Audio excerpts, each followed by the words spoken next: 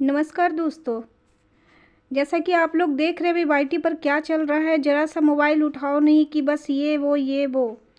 तो मैंने सोचा कि चलो मैं भी एक वीडियो बना डालती हूँ, पर मेरी तो फेवरेट है कोई, आप तो सभी जानते हैं मेरी फेवरेट कौन है। तो मैंने उसी के लिए ये वीडियो बनाई है और बहुत कुछ ज़रूरी बातें भी मैं बताऊँगी, तो प्लीज़ वीडियो में कंटिन्यू ज़रूर रहिएगा। ऐसा नहीं कि मैं सिर्फ सावित्री के लिए बोलूँगी, सावित्री के लिए भी बोलूँगी और भी बहुत सारी बातें हैं जो मैं आप लोगों से कहना चाहती हूँ। सबसे पहले हम बात कर लेते हैं उसके नए घर के बारे में। जो नया घर उसका बनने वाला था, उसकी जगह उसने एक झोपड़ी बनाई है। और लोग सोच रहे होंगे कि ऐसी झोपड़ी में सावित्री कैसे रहेगी। तो ये बात मेरी समझ से, जहाँ तक मैं समझती हूँ, कि ये जो उसने झोपड़ी बनाई है वो सिर्फ इसलिए है कि जो भी मकान बनने के लिए सामान वगैरह आएगा ना, तो उसमें रखा जाएगा। मेरी समझ से मुझे लगता है कि इसके कारण उसने एक सेफ्टी के लिए एक झोपड़ी बना ली है वहाँ पर, और फिर आगे धीरे धीरे मकान का काम शुरू हो जाएगा। देखो, जहाँ पर प्यार होता है, स्नेह होता है ना, तो वहाँ पर झोपड़ी भी महल के समान लगने लगती है। तो ऐसा नहीं है कि वो महल ही हो जाती है, लेकिन फिर भी सावित्री यही बताना चाहती है कि उसे उतनी ही खुशी मिली है इस झोपड़ी को बनाकर जितना कि घर को बनाकर मिलती, खुश होती। तो चलिए बात करते हैं सावित्री और नारायण जी की। आजकल बहुत अच्छी अंडरस्टैंडिंग दिख रही है, और ये तो शुरू से ही सावित्री ने दिखाई है अपनी अंडरस्टैंडिंग, और फैमिली को लेके जो भी उसकी बॉन्डिंग है, फैमिली के लोगों का ध्यान रखना, ये सब तो वो करती ही आ रही है। लेकिन इन दिनों मैंने देखा सावित्री को, उसके चेहरे पे बहुत परेशानियां झलक रही थी, लेकिन उसकी बातों से ज़रा भी नहीं लग रहा था कि वो टेंशन में है। कारण जानते हैं इसका क्यों है ऐसा? क्योंकि उसे एक अच्छा साथी मिला है जो हर वक्त मुस्कुराता है। आप गौर कीजिएगा इस बात पर, दोनों परेशान हैं, उनकी माँ भी परेशान है, लेकिन देखिए ये लोग कितने हंसी खुशी से रहते हैं, हर बात पे हंसते हैं। और सावित्री कभी उदास भी हो जाए तो नारायण जी ऐसे हैं कि उसको हंसाते ही रहते हैं, कोई ना कोई ऐसी कॉमेडी करते हैं कि वो हंस पड़ती है।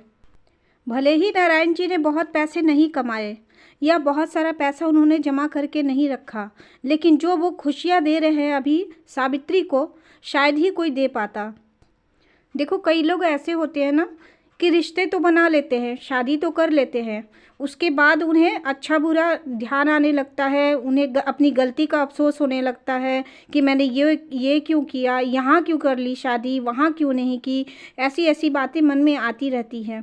लेकिन मैं जहाँ तक समझती हूँ, नारायण जी बिल्कुल मैच्योर्ड इंसान है और सावित्री भी मैच्योर्ड है। ऐसा नहीं है कि सावित्री उनसे छोटी है तो वो मैच्योर्ड नहीं है, बहुत अच्छे से सारी बातों को समझती है और बहुत बारीकी से समझती है, अपने रिश्तों को समझती है, रिश्तों को निभाना जानती है और रिश्तों को बचा कर रखना भी जानती है। ये सारी बातें सावित्री को बिल्कुल अलग करती है और लोगों से बिल्कुल उसे, इस बात के कारण मैं अलग कर रखती हूँ उसको, अलग एक जगह मैंने दे रखा है, एक इज्जत की जगह वो दे रखी है मैं। देखिए, हर सिक्के के दो पहलू होते हैं, तो एक पहलू जो होता है ना वो सभी देखते हैं, पर दूसरे पहलू की ओर जाना कोई नहीं चाहता है, या तो वो उतना दिमाग नहीं लगाना चाहता है। लेकिन मेरी एक आदत है, मैं सिक्के के दोनों पहलू को देखती हूँ, चाहे वो कोई भी मैटर हो, वो सावित्री हो या कोई भी हो, किसी भी तरह की ज़िंदगी में बहुत सारी बातें ऐसी आती रहती हैं, लेकिन मैं हमेशा सिक्के के दोनों पहलू को देखती हूँ। इसलिए शायद मेरी जो सोच है वो पॉजिटिव वे में चलती है और मैं फालतू के काम में नहीं लगती हूँ। जहाँ मुझे लगता है कि ये सही है, यहाँ मुझे बोलना चाहिए, ये काम मुझे करना चाहिए, मैं वहीं पर काम करती हूँ। देखो क्या होता है ना कि शब्दों की भी अपनी मर्यादा होती है, ठीक है ना। शब्दों, भगवान ने अगर हमें बोलने के लिए शब्द दिए हैं तो इसका मतलब ये नहीं कि हम कहीं पर भी उसको खर्च कर दें। समझिएगा इस बात को। अब आप लोग सोचोगे, मजाक उड़ाओगे मेरा कि ये शब्द खर्च करने की क्या बात हुई। देखो, शब्द भी होते हैं ना दो, आप लोग सभी ने पढ़ा होगा ना, सार्थक और निरर्थक। तो यहाँ पर ज़्यादातर क्या होती है ना, बातें निरर्थक होती है, जिसका कोई और छोड़ नहीं होता है। अगर आप सार्थक बातें करोगे, सार्थक सोच में चलोगे, तो आपकी जो निगेटिविटी है वो बिल्कुल हटती चली जाएगी, और जो आपकी बातें सुनेंगे ना उनकी नेगेटिविटी भी अंदर से हटती चली जाएगी। वो भी एक पॉजिटिव वे में लोग चलेंगे और पॉजिटिव बातों को ही सुनना पसंद करेंगे। जहाँ तक रही सावित्री की बात, तो वो हर एक मोमेंट में वो बता रही है, लोगों को दिखा रही है कि शादी को कैसे बचाए। एक छोटी छोटी बात पर शादी को नहीं तोड़े। जैसे कि देखिए, एक दिन ना प्रैंक किया था नारायण जी ने, जो खाने की बात को लेके आप लोगों ने, सभी लोगों ने देखा होगा। उसने क्या क्या बातें कही थी कि आप जो कहते हो मैं वो सारे काम करती हूँ। मतलब मैं विरोध नहीं करती कि मैं ये नहीं, मुझे चावल पसंद है लेकिन फिर भी आप लोग जो खाते हो मैं वो खाती हूँ और मैं वो खा कर रहती हूँ। देखो, अगर बातों का मतलब निकालें ना तो इसमें से भी एक छोटी सी सीख निकल के आती है कि मैं एडजस्ट कर रही हूँ। मैं वहाँ झारखंड से आई हूँ लेकिन महाराष्ट्र की हर चीज़ के लिए मैं एडजस्टमेंट कर रही हूँ, एडजस्ट कर रही हूँ। तो एक तरह से यहाँ पर अगर आप पॉजिटिव वे मिलेंगे तो बहुत सारी लड़कियों को, जो आजकल की लड़कियाँ हैं, उन्हें ये सीख मिलेगी कि बस इतनी सी बात से शादियाँ नहीं तोड़ी जाती हैं। अब जहाँ तक रही सावित्री के झूठ बोलने की बात, तो देखो लाइफ में ना बड़े बड़े लोग भी झूठ बोलते हैं। क्यों बोलते हैं? कभी रिश्तों को बचाने के लिए, कभी खुद को बचाने के लिए, बहुत सारे लोग झूठ बोलते हैं। लेकिन मैं समझती हूँ कि सावित्री ऐसा कुछ भी नहीं कर रही है, ऐसा कोई बड़ा झूठ नहीं बोल रही है जिससे कि उसे आगे चल के नुकसान हो। ठीक है। और दूसरी बात, वो हर पल, हर दुख में, हर सुख में अपनी फैमिली के साथ खड़ी है। वो चाहे सनातन की फैमिली हो या फिर अपने ससुराल की फैमिली हो, सभी के लिए वो खड़ी है। उसे जब जहाँ ज़रूरत पड़ेगी वो सबकी मदद करेगी। ये तो हम लोग सभी जान चुके हैं, उसके नेचर से वाकिफ़ हो चुके हैं। बीच में पैसों को लेकर कुछ कंट्रोवर्सी हो गई थी कि सनातन ने कुछ कह दिया था और सावित्री ने कुछ कह दिया था, जिसके लिए मैंने लिखा भी था कि टाइटल को सुधार लो, लेकिन शायद उसने नहीं सुधारा है, मैंने ध्यान नहीं दिया उस पर। लेकिन खैर कोई बात नहीं है, ये छोटी गलतियां हैं, वो चेंज कर सकती है। लाइफ की इतनी बड़ी गलती नहीं है कि जिसको वो बदल नहीं सकती है। लेकिन हाँ, सावित्री को थोड़ा सा ध्यान इन बातों का रखना चाहिए, क्योंकि सनातन की भी अपनी फैमिली है और सावित्री की भी अपनी फैमिली है।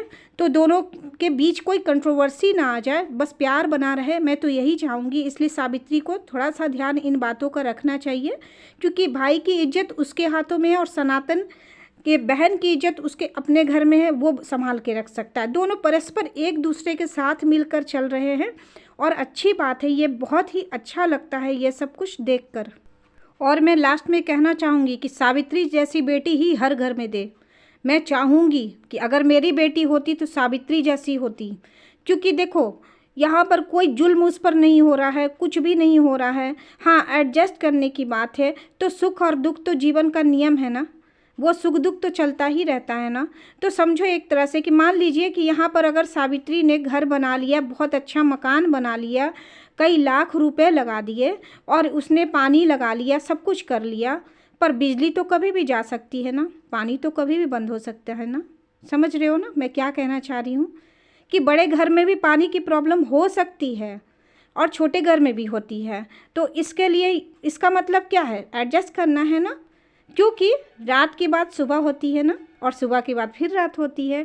तो ये सुख दुख का नियम है। और इसी तरह से अगर हम ज़िंदगी में इसी सोच के साथ आगे बढ़े ना, तो फिर वो तकलीफ़ नहीं रहेगी। हाँ, कुछ मैटर्स ऐसे होते हैं, कुछ अंधकार ऐसे होते हैं जिनकी सुबह बहुत देर से होती है, तो वहाँ बहुत स्ट्रगल करना होता है और वैसे जगह पर रास्ता भी चुनना पड़ जाता है कि जहाँ सुबह की कोई उम्मीद ना हो। तो वहाँ पर कुछ कड़े स्टेप भी लेने होते हैं, कड़े फैसले लेने होते हैं कि लाइफ को सही दिशा में ले जाया जा सके, ना कि अंधकार में खुद को विलीन कर दे हम या बर्बाद कर ले उस अंधकार में।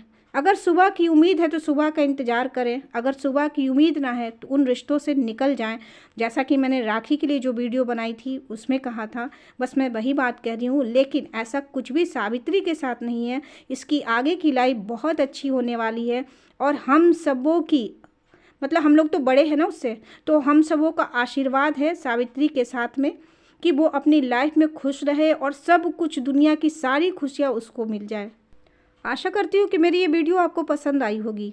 अगर पसंद आई हो तो प्लीज़ एक लाइक ज़रूर कर देना और प्यारे प्यारे कमेंट भी कर देना। कुछ लोग भूले भटके आते, कुछ भी बोलकर चले जाते हैं। प्लीज़ पूरी वीडियो देख लिया करो, फिर मुझे कमेंट किया करो। मैं कुछ गलत नहीं बोलती हूँ, मेरा पिछला सारा वीडियो आप देख कर आइए, मैंने कहीं कुछ गलत नहीं बोला। जब मुझे निगेटिविटी में ज़बरदस्ती डाला गया तब मैंने कुछ बातें कही है जो कि सच्चाई को सामने लाने के लिए। इसके अलावा मैंने कहीं पर भी कोई गलत बात नहीं बोली है।